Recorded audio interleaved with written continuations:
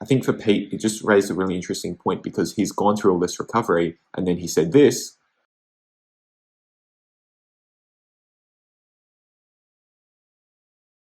Hey guys, just a quick video about Pete Rubish.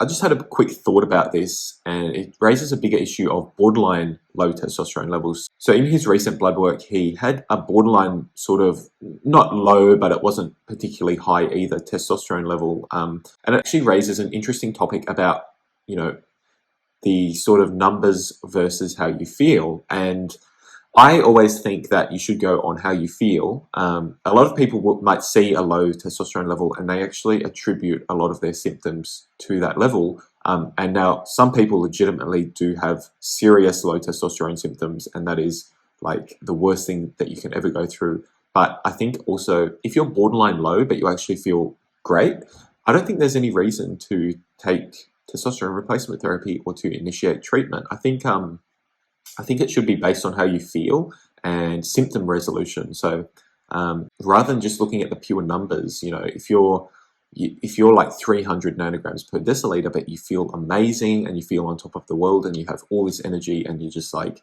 nothing can stop you, then I don't think there's really any reason to mess with your testosterone levels, because you feel great and your symptoms aren't there, that you don't have any low testosterone symptoms. So really you shouldn't be, I don't think you should be basing it off the numbers. Now, on the other end of the spectrum, if you do have 300 nanograms per deciliter and you feel like crap and you just feel you have all the symptoms of low testosterone, you feel tired, you have no libido, your muscle mass is gone, you can't train effectively, you're just cranky and you're moody all the time, then yeah, I think at that point you should look at symptom resolution. But I think for Pete, it just raised a really interesting point because he's gone through all this recovery and then he said this.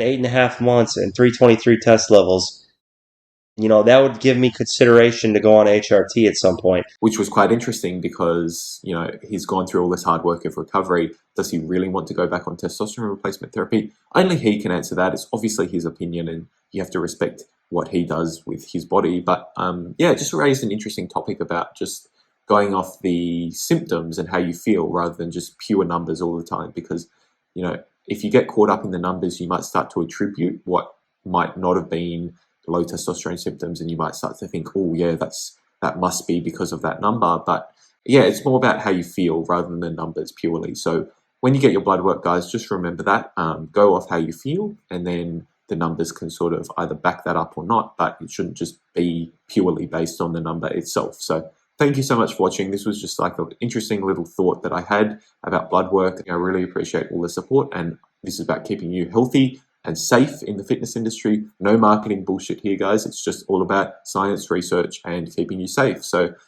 thank you so much for watching. I'll see you in the next video, guys. Fitness Science signing out.